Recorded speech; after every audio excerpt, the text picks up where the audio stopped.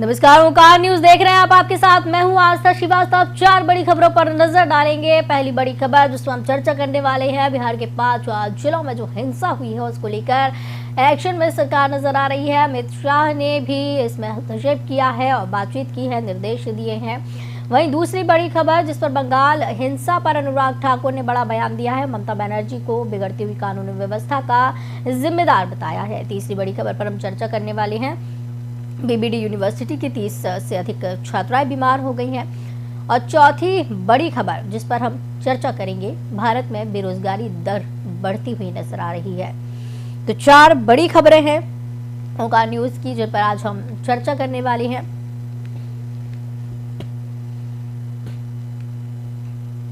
पहली बड़ी खबर जिस पर हम चर्चा कर रहे हैं, बिहार के 5 जिलों में रामनवमी की शोभा यात्रा के बाद हिंसा जारी है। नालंदा के बिहार शरीफ और सासाराम में 2 दिन से फायरिंग और बमबाजी हो रही है। नालंदा में गोली लगने से एक की मौत हुई, दोनों जगहों पर 38 लोग घायल हुए। भागलपुर और गया में भी विवाद हुआ।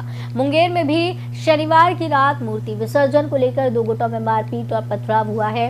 अब तक 125 से ज्यादा लोगों को गिरफ्तार किया जा चुका है। पैरामिलिट्री की 10 कंपनियां प्रभावित जिलों में भेजी गई हैं। केंद्रीय गृह मंत्री अमित शाह ने हिंसा के बारे में राज्यपाल राजेंद्र अर्लेकर से फोन पर बात की है। बिहार में केंद्रीय अर्धसैनिक बल भी भेज दिए गए हैं। वहीं रोहतास पुलिस ने उन मीडिया रिपोर्ट्स का खंडन किया जिसमें दावा किया जा रहा था कि सासाराम में मुसलमानों के डर से हिंदू अपना घर छोड़ रहे हैं। पुलिस ने कहा कि किसी ने अपना मोहल्ला नहीं छोड़ा है। बता दें, रोहतास के जिला मुख्यालय सासाराम के सफुल्लागंज इलाके में शनिवार शाम को एक बार फिर बम फेंके गए। पुलिस ने घरों में सघन तलाशी अभियान चलाया। इसमें 8 और लोगों को हिरासत में लिया गया।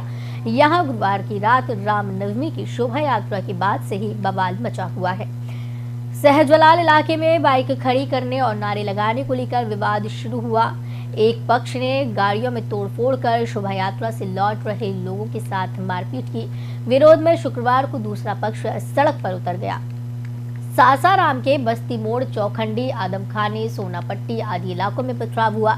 इस दौरान बम फेंके गए थे। कुछ घरों में आग भी लगाई गई। उपद्रव और ब्लास्ट में 8 लोग घायल हुए। अब तक 32 लोगों को गिरफ्तार किया जा चुका है। तो बता दें कि बिहार में 5 जिलों में हिंसा देखने को मिली है। एक्शन में फिलहाल पुलिस है। 125 लोग अभी तक गिरफ्तार किए जा चुके हैं। 5 जिलों में जिस तरीके से हिंसा हुई है, वहीं केंद्र ने पहले मिलिट्री फोर्स यहाँ भेजी है।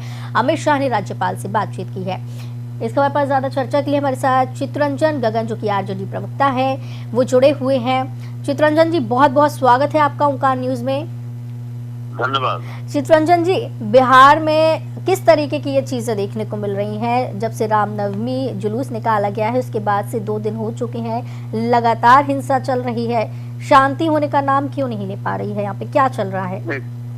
नहीं, देखिए, गलत ढंग से ही प्रोपगंडा किया जा रहा है। रामनवमी के दिन तो पूरे बिहार में काफी शांतिपूर्ण ढंग से कार्यक्रम संपन्न हो गया। कहीं से कोई किसी अप्रिय घटना नहीं घटी।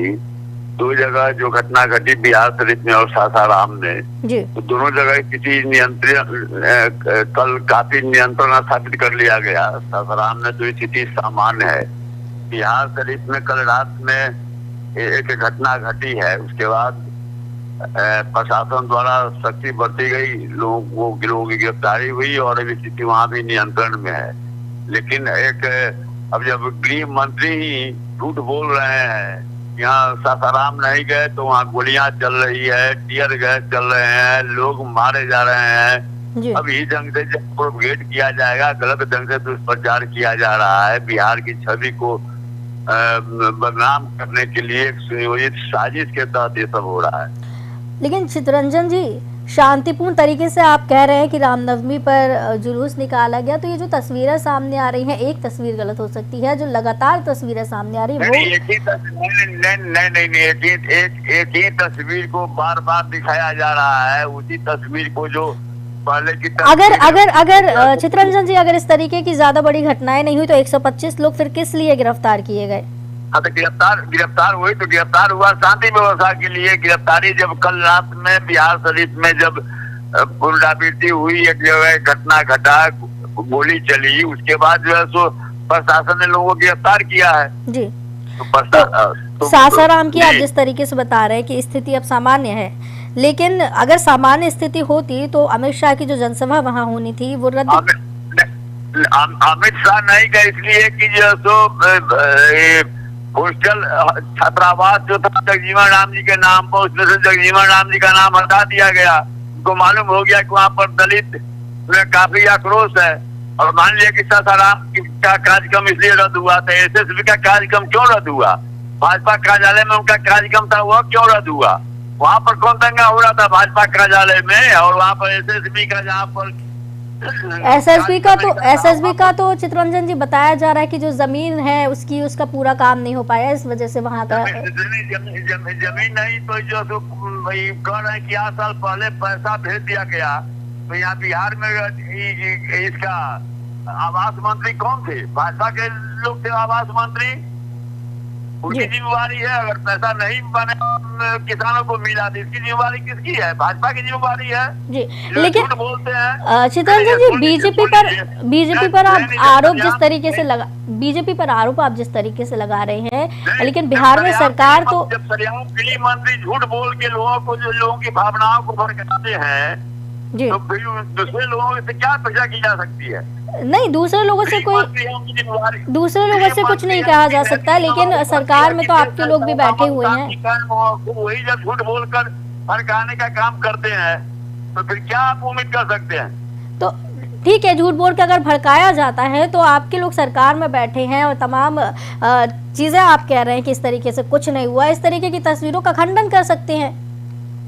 नहीं तो खंडन तो हमें जनता देख नहीं रही है। अब सवाल है कि सवाल यह है कि गृह मंत्री बोले हुए मीडिया में, पूरा ऑल इंडिया में चलेगा, वहाँ पर गोलियां चल रही है, वहाँ पर टीयर गैस चल रहा है, लोग मारे जा रहे हैं। एक आदमी कोई मरा नहीं, लोग मारे जा रहे हैं। एक गोली चल नहीं, गोलियां चल रही है, लाठी चला नहीं, टीयर गैस चल रहा है। जब गृह मंत्री जंग से सार्वजनिक मंच पर झूठ बोलेंगे तो इमेज तो गलत मैसेज जाएगा ही ना जी। तो आप ये कहना चाहते हैं कि जिस तरीके की तस्वीरें हैं वो भी झूठी हैं, सार्वजनिक मंच पे जिस तरीके से बातें कही जा रही है वो भी निश्चित रूप से। अब बताइए, केंद्र के मंत्री हैं गिरिराज सिंह, कहते हैं कि जैसे जवाब दीजिएगा ना, ये बताइए जो संवैधानिक पद पर बैठा हुआ व्यक्ति ढंग से, जहाँ पर बिहार शरीफ से जस्ट बगल में सभा हो रही है, वहाँ पर आप ढंग से उत्तेजक भाषा का प्रयोग कर रहे हैं जी। तो चित्ररंजन जी, एक और, क्योंकि रोहतास जिले बिहार हिंसा जिस तरीके से खबरें आप कह रहे हैं कि ये सब खबरें सिर्फ बताई जा रही हैं, ऐसा कुछ है नहीं, लेकिन रोहतास जिले की अगर बात करें तो ऐसे हिंसा की वजह से फिर स्कूलों को क्यों बंद किया गया है, क्यों धाराएं लगाई जा रही हैं? हुआ तो प्रिकॉशन लिया जाएगा ना, प्रिकॉशन तो लिया ही जाता है। तो आप तो कह रहे हैं कि शांतिपूर्ण स्थिति है ना, आप तो दोनों तरीके से बातें कर रहे हैं। नहीं, सुन लीजिए, जहाँ पर ऐसे अफवाहबाज हैं, जहाँ पर खुलेआम सार्वजनिक मंच से भारत सरकार का मंत्री जो है तो उत्तेजक बात बोलता हो, गलत झूठ अफवाह फैलाता हो, तो वहाँ पर जो है प्रिकॉशन नहीं लेगी सरकार। आपको दंगा कराने का मौका देगी, लोगों को लड़ाने का मौका देगी, लोगों का भड़काने का मौका देगी जी। चलिए, ये तो देखने वाली बात ही है, क्योंकि लगातार एक्शन में फिर पैरामिलिट्री फोर्स क्यों भेजी गई है वहाँ पे? मैंने कहा आपको कि तो जब भारत सरकार के मंत्री जब खुलेआम सार्वजनिक मंच से ऐसे उत्तेजक भाषा का प्रयोग करेंगे तो ऐसी स्थिति में तो प्रिकॉशन लेगा ना सरकार जी। चलिए ठीक है, ठीक है, जवाब दीजिएगा ना तो जवाब देने के लिए छोड़ दिया जाएगा जी।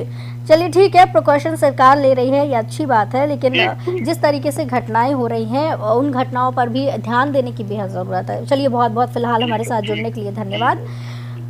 चित्ररंजन जी हमारे साथ जुड़े थे इस खबर पर चर्चा के लिए। लगातार जिस तरीके से खबरें सामने आ रही हैं, बिहार में 5 जिलों में हिंसा की खबरें हैं, केंद्र ने पैरामिलिट्री फोर्स भेजी है, एक्शन में पुलिस दिखाई दे रही है, तमाम लोगों को गिरफ्तार किया गया है।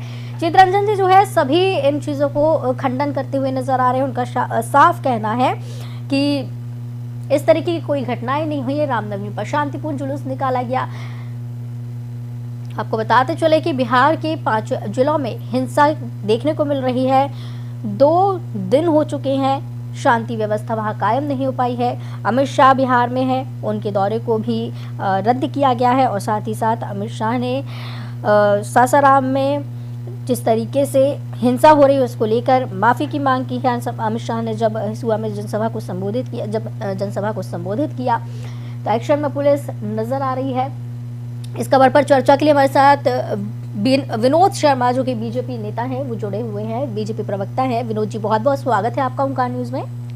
जी नमस्कार। जी विनोद जी, लगातार जिस तरीके से तस्वीरें सामने आ रही हैं बिहार से, 5 जिलों में हिंसा हुई है। सासाराम में अमित शाह का दौरा रद्द कर दिया गया है, लेकिन चितरंजन जी जो कि आरजेडी प्रवक्ता हैं, उनसे हमारी अभी बात हुई है। उनका साफ तौर पर कहना है कि इस तरीके की कोई भी तस्वीरें नहीं है, बीजेपी सिर्फ भड़का रही है। बीजेपी की तरफ से इस तरीके की तस्वीरों को बार बार दिखाया जा रहा है। देखिए, सच्चाई है कि लॉ एंड ऑर्डर मुख्यमंत्री के नियंत्रण से बाहर हो गया है जी। अभी अपराधियों का मनोबल काफी बढ़ गया है बिहार में जी। और दहशतगर्दी का माहौल पूरे बिहार में लागू है। हमारा कार्यक्रम था, हम क्यों भड़काएंगे, हमारा कार्यक्रम था सासाराम में, हमारे आदरणीय गृह मंत्री का कार्यक्रम था, सारी तैयारियां पूरी हो गई थी, वहाँ पर हमने काफी व्यवस्था की थी, लेकिन राज्य सरकार ने जानबूझकर छोड़ दिया उपद्रवियों को इस तरह का उपद्रव करने के लिए। तो वहाँ कार्यक्रम स्थगित करने की व्यवस्था की जाए। वहाँ 144 जानबूझकर बिहार सरकार ने लगवा दिया और वहाँ पर बम और गोली चलाए जा रहे हैं। राज्य सरकार कोई नियंत्रण नहीं कर पा रही है। मुख्यमंत्री केवल बड़ी बड़ी बातें करते हैं, लेकिन वो पूरी तरह से राजद के दबाव में है, राजद के नियंत्रण में मुख्यमंत्री काम कर रहे हैं, जिसके कारण बिहार का ये हाल हो चुका है। और अब नहीं लगता है कि बिहार संभालने वाला है माननीय मुख्यमंत्री से, और वो केवल अपना बातें बनाते हैं, काम केवल तेजस्वी यादव कर रहे हैं। तेजस्वी यादव के डायरेक्शन पर ही सरकार यहाँ चल रही है और लॉ एंड ऑर्डर यहाँ पर चल रहा है। तो स्वाभाविक है कि अपराधियों का मनोबल काफी बढ़ गया है, क्योंकि समर्थक बहुत बड़ी संख्या में है। राजद के जो समर्थित लोग हैं वो इस तरह का काम में काफी संलिप्त रहते हैं, लेकिन इस बात को मुख्यमंत्री मानने के लिए तैयार नहीं है। जी बिल्कुल। तो मुख्यमंत्री पे आप सीधे सीधे कह रहे हैं कि आरजेडी के दबाव में वो काम कर रहे हैं, तो आपको ऐसा नहीं लगता है कि पैरामिलिट्री फोर्स वहाँ पर जो भेजी गई है, केंद्र जिस तरीके से वहाँ मदद कर रही है, और कहीं ना कहीं अब जो है बिहार में जनता भी बदलाव चाह रही है, या क्या चाहती है बिहार की जनता, आपको क्या लगता है? देखिए, बिहार की जनता उब चुकी है माननीय मुख्यमंत्री जी के जो कार्यकलाप है और उनका व्यवहार है पलटीमारी का। केवल कुर्सी पर बने रहने के लिए वो किसी स्तर पर गिर सकते हैं। और पारा मिलिट्री फोर्स का हमारे आदरणीय गृह मंत्री ने कहा कि जितनी जरूरत होगी बिहार को देंगे, दिया भी है, लेकिन डेपुटेशन डीएम जिलाधिकारी करते हैं जो मुख्यमंत्री के नियंत्रण में होते हैं, उन्हीं के कहने पर उनको लगाया जाता है। कहीं भी तो कहीं भी अच्छे जगह पर नहीं लगाया गया, उनको बैरक में रखा गया है, जिस तरह इसलिए इस तरह के हालात पैदा हो रहे हैं। अगर पैरामिलिट्री फोर्स का सही उपयोग किया जाता तो निश्चित रूप से इस तरह की घटनाएं नहीं होती। 4-5 जिलों में इस तरह के उपद्रव हो रहे हैं और मुख्यमंत्री आराम से भाषण दे रहे हैं, उद्घाटन कर रहे हैं, तो निश्चित रूप से बिहार के लिए बहुत दुखद है। और बिहार की जनता बदलाव चाहती है और जानती है कि मुख्यमंत्री की अंतिम पारी है, इसलिए कुछ नहीं कर सकते हैं। तेजस्वी यादव जो कहेंगे वही बिहार में होगा। जी चलिए, हमारे साथ जुड़ने के लिए बहुत बहुत धन्यवाद विनोद जी, और इस खबर की चर्चा के लिए बहुत बहुत धन्यवाद। तो आपको बताते चले कि बिहार के 5 जिलों में हिंसा लगातार देखने को मिल रही है और साथ ही साथ 125 लोग गिरफ्तार किए जा चुके हैं। केंद्र ने पैरामिलिट्री फोर्स भेज दी है, एक्शन में पुलिस नजर आ रही है, कई लोग गिरफ्तार किए गए हैं।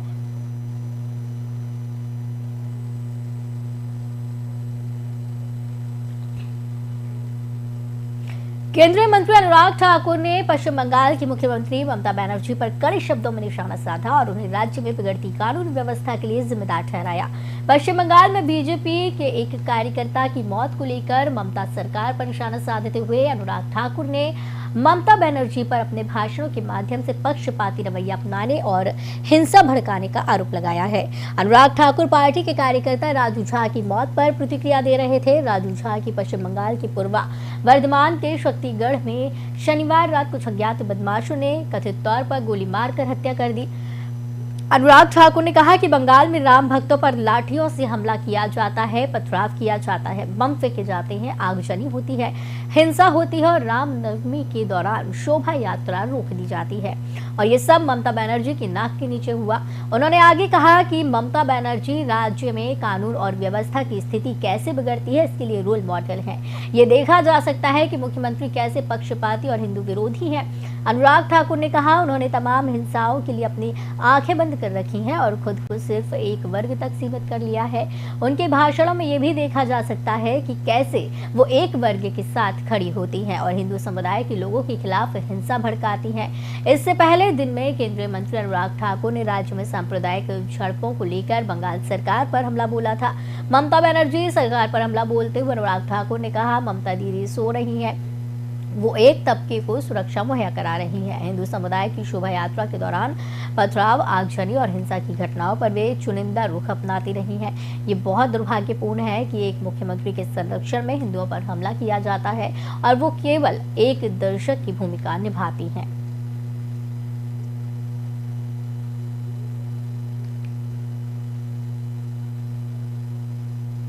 उत्तर प्रदेश के लखनऊ में बाबू बनारसी दास यानी कि बीबीडी यूनिवर्सिटी की 30 से ज्यादा छात्राएं फूड पॉइजनिंग का शिकार हो गई। छात्राओं की तबीयत बिगड़ने के बाद उन्हें लोहिया अस्पताल में भर्ती किया गया, जहां उनका इलाज चल रहा है। बताया गया है कि हॉस्टल में खाना खाने के बाद छात्राओं की तबीयत खराब हो गई थी, जिसके बाद उन्हें अस्पताल ले जाया गया। इसके बाद से ही बीबीडी यूनिवर्सिटी प्रशासन पर कई बड़े सवाल खड़े हो रहे हैं और साथ ही साथ इस दौरान सवाल ये भी खड़ा हो रहा है कि किस तरीके से यहाँ पे खाना बनाया जाता है और फूड पॉइजनिंग किस तरीके से बीमार छात्राओं को कर सकता है। जान पर छात्राओं की बनाई है लोहिया अस्पताल में, हालांकि इलाज चल रहा है। 30 से अधिक छात्राएं यहाँ पर बीमार पड़ी हैं एक साथ।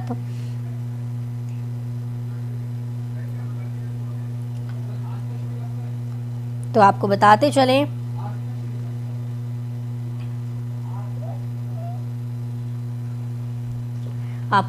चलें कि बीबीडी यूनिवर्सिटी का ये पूरा मामला है, जहां पर 30 से अधिक छात्राएं बीमार हुई हैं।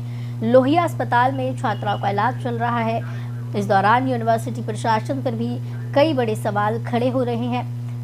बताया जा रहा है कि 30 से अधिक छात्राओं ने जब खाना यहां पर खाया, उसके बाद छात्राएं यहां पर बीमार हो गई।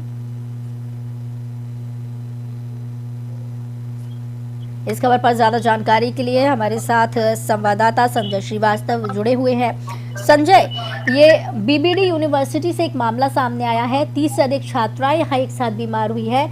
क्या कारण बताए जा रहे हैं, क्या पूरा मामला है ये? देखिए, ये कारण अभी जो बीबीडी प्रशासन है उसकी तरफ से कुछ साफ नहीं किया जा रहा है, लेकिन खाने में कुछ गड़बड़ियां हुई हैं और ये पहली बार नहीं है। इसके पहले भी कई बार छात्र छात्राएं अपने हॉस्टल में खाने में मिलाई जाने वाली गड़बड़ियों को लेकर शिकायत करते रहे हैं। कभी उन्हें बासी खाना भी खिलाया जाता है। तो ऐसी चीजें आए दिन सामने तमाम हॉस्टलों से, तमाम ऐसी जगहों से आती रहती हैं, पीजी हॉस्टल से भी आती हैं। लेकिन इस मामले में है कि कहीं ना कहीं कुछ ज्यादा खराबी हुई है खाने में, जिसकी वजह से एक साथ छात्राएं गंभीर रूप से बीमार हो गई हैं, जिन्हें प्राथमिक, कुछ छात्राओं को तो प्राथमिक इलाज के बाद हॉस्टल वापस कर दिया गया है।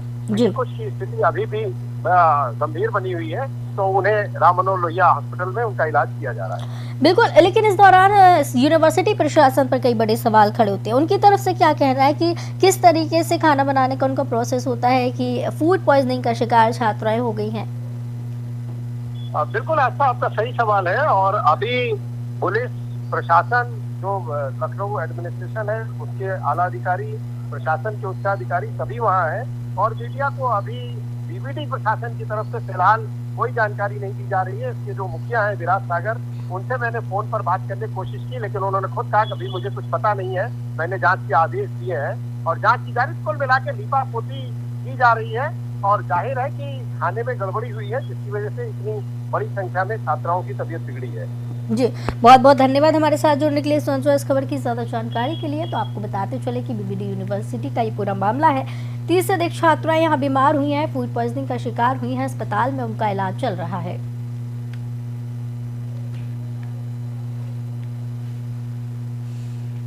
भारत में अनएम्प्लॉयमेंट रेट यानी बेरोजगारी दर में लगातार बढ़ोतरी देखने को मिल रही है। मार्च महीने में जॉबलेस रेट बढ़कर 7.80 पर आया, जो 3 महीने में सबसे ज्यादा है। पिछले महीने फरवरी में बेरोजगारी दर 7.45% रही थी। Centre for monitoring Indian economy यानी कि CMIE ने शनिवार यानी कि 1 अप्रैल को बेरोजगारी दर के ये आंकड़े जारी किए। CMIE के आंकड़ों के मुताबिक मार्च में शहरी बेरोजगारी दर पिछले महीने के 7.93 से बढ़कर 8.51 पर पहुंची, जबकि ग्रामीण बेरोजगारी दर 7.23 से बढ़कर 7.47 पर पहुंची।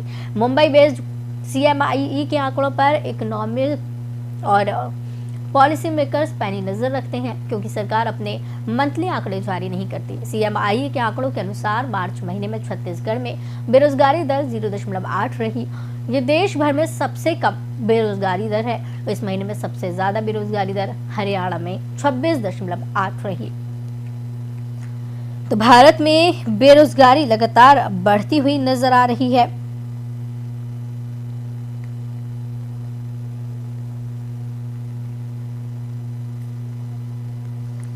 लगातार बेरोजगारों की संख्या भारत में बढ़ती हुई नजर आ रही है। सबसे कम बेरोजगारी दर छत्तीसगढ़ में और सबसे ज्यादा बेरोजगारी दर हरियाणा में बताई जा रही है।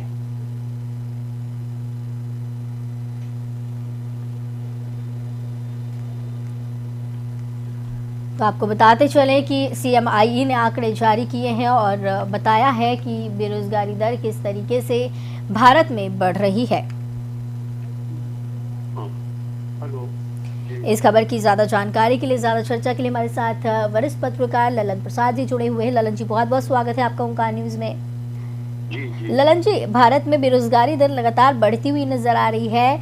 अब बीते दिन ही CMIE ने आंकड़े जारी किए हैं और जिस तरीके से ये जॉबलेस रेट प्रतिशत आया है, बेहद ही चौंकाने वाला है। जी हाँ, इसमें कोई संदेह नहीं कि बेरोजगारी बढ़ रही है।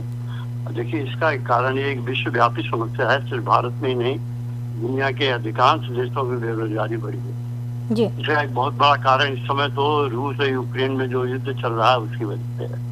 सप्लाई श्रृंखला सारे देशों की बाधित हो गई है।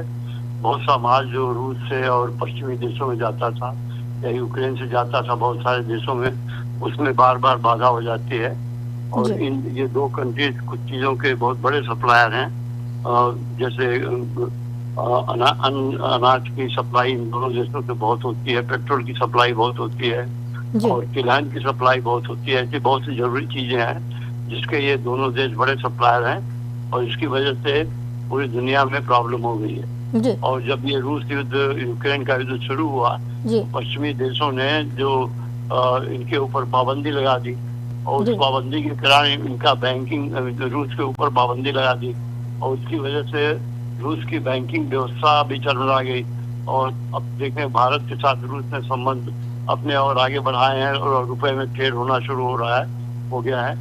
तो ये जो सारी समस्याएं हैं, इससे व्यापार को धक्का लगा और जब व्यापार को धक्का लगता है तो उत्पादन में कमी आ जाती है सब जगह। और जो उत्पादन में कमी होती है तो फिर फैक्ट्रियां बंद होने लगती हैं या फिर छटनी होने लगते हैं। अब IT इंडस्ट्री भी देखिए, उसके ऊपर भी बहुत जबरदस्त धक्का लगा है। IT इंडस्ट्री जो इतनी फ्लरिशिंग इंडस्ट्री थी, अब देखिए बहुत सारे IT कंपनीज के प्रॉफिटेबिलिटी इस समय कम हो गई है, उनका बिजनेस कम हो गया है। और जो कंपनियां, हमारी बड़ी बड़ी कंपनियां ललन जी, सरकार की तरफ से लगातार दावे किए जाते हैं कि हर साल नौकरियां बढ़ रही हैं और तमाम घोषणाएं भी सरकार की तरफ से की जाती है, लेकिन फिर भी इतनी बड़ी संख्या में बेरोजगार बैठे हुए हैं। अब देखिए, उसका एक कारण ही है कि एक तो यहाँ की आबादी बहुत तेजी से बढ़ रही है। अब जितने नए लोग रोजगार खोजने के लिए तैयार होते जाएंगे, उतने कंपैरेटिवली अगर रोजगार नहीं बनेंगे तो फिर क्या स्थिति होगी। और आज स्थिति उल्टी है, रोजगार कम हो रहा है, आबादी बढ़ रही है, तो वो जो प्रोपोर्शन है अनएम्प्लॉयड का वो बढ़ता जा रहा है। और जब तक ये मंदी की स्थिति रहेगी तब तक ये समस्या बनी रहेगी। तो अब एक तो लॉन्ग टर्म में सरकार को सोचना होगा कि पॉपुलेशन कंट्रोल के लिए कुछ करें। बहुत दिनों से बात चल रही है देश की पॉपुलेशन को कुछ नियंत्रण में रखा जाए, लेकिन सरकार नहीं कर रही। और जो भी कारण है, उसका ज्यादा कारण तो ये है कि एक संप्रदाय के लोग मना कर रहे हैं कि वो नहीं करेंगे और उसकी वजह से समस्या खड़ी हुई है। लेकिन खैर जो भी हो, वो इतना इम्पोर्टेंट इशू। बिल्कुल, लेकिन ललन जी, छत्तीसगढ़ की अगर बात करें तो सबसे ज्यादा कम बेरोजगारी दर वहाँ आई है, 0.8% सिर्फ वहाँ पर रही है। तो ऐसा छत्तीसगढ़ में क्या है कि बेरोजगारी दर वहाँ पे इतनी कम मात्रा में है, ज्यादातर लोग वहाँ पे काम कर रहे हैं, लेकिन वहीं हरियाणा की या बाकी अन्य राज्यों की बात करें, वहाँ पे बेरोजगारी दर ज्यादा है। नहीं, देखिए, जिन राज्यों में इंडस्ट्री ज्यादा है और जहाँ पर जो ऐसी इंडस्ट्रीज है इनका डिमांड बाहर है अभी भी, तो वहाँ पर तो रोजगार की स्थिति ठीक है, जी। लेकिन जिन राज्यों में ऐसे इंडस्ट्रीज कम है और जो जिनका एक्सपोर्ट ज्यादा होता हो, जी। और तो वहाँ मैन्युफैक्चरिंग अफेक्टेड हुई है। तो ये डिस्पैरिटी, जो रीजनल डिस्पैरिटी आप बता रही हैं, ये है, इसमें कोई संदेह नहीं कि कुछ राज्य ऐसे हैं जहाँ पर रोजगार है जी। और कुछ राज्य ऐसे हैं कि जहाँ रोजगार में कमी हुई है, जी। बहुत ज्यादा कमी हुई है। जी। तो ये जो हमारे जब जैसे बिहार जैसा राज्य है या बंगाल है, ये सब राज्यों में जी, तो यहाँ की स्थिति और खराब हुई है। जी, बिल्कुल। कहीं ना कहीं ये जो आंकड़े हैं सीएमआई के, ये बेहद ही डरा देने वाले आंकड़े हैं और सरकार को भी इस पे काम करने की बेहद ज़रूरत है। बहुत बहुत धन्यवाद ललन जी हमारे साथ जुड़ने के लिए और ज़्यादा जानकारी के लिए। तो बता दें, सीएमआई ने एक रिपोर्ट जारी की है जिसमें बताया गया है कि भारत में बेरोजगारी दर लगातार बढ़ रही है। सीएमआई के आंकड़ों के अनुसार 7.80% पर जॉबलेस रेट आ गया है और इसकी वजह से भारत में लगातार बेरोजगारों की संख्या बढ़ती हुई नजर आ रही है। तो वहीं आपको ये भी बताते चले कि जिस तरीके से बेरोजगारी दर के आंकड़े सामने आए हैं, बेहद ही चौंका देने वाले आंकड़े हैं। तो 4 बड़ी खबरों पर आज हमने चर्चा की है। पहली बड़ी खबर पर हमने चर्चा की है जहां बिहार के 5 जिलों में लगातार हिंसा चल रही है। अमित शाह ने राज्यपाल से बात की है और हालांकि इस मामले को, इस घटना को आरजेडी नकार रही है। दूसरी बड़ी खबर पर हमने चर्चा की, अनुराग ठाकुर ने बड़ा बयान दिया बंगाल हिंसा को लेकर, ममता बनर्जी को इसका जिम्मेदार बता दिया है। तीसरी बड़ी खबर पर हमने चर्चा की है, लखनऊ की बीबीडी यूनिवर्सिटी की 30 से अधिक छात्राएं बीमार हो गई हैं। यूनिवर्सिटी प्रशासन पर कई बड़े सवाल खड़े होते हैं। और चौथी बड़ी खबर पर हमने चर्चा की है, भारत में लगातार बेरोजगारी दर बढ़ती हुई नजर आ रही है। इसके क्या कारण है, तमाम पहलुओं पर हमने चर्चा की है। तो फिलहाल मेरे साथ इतना ही। आप देखते रहिए ओंकार न्यूज। नमस्कार।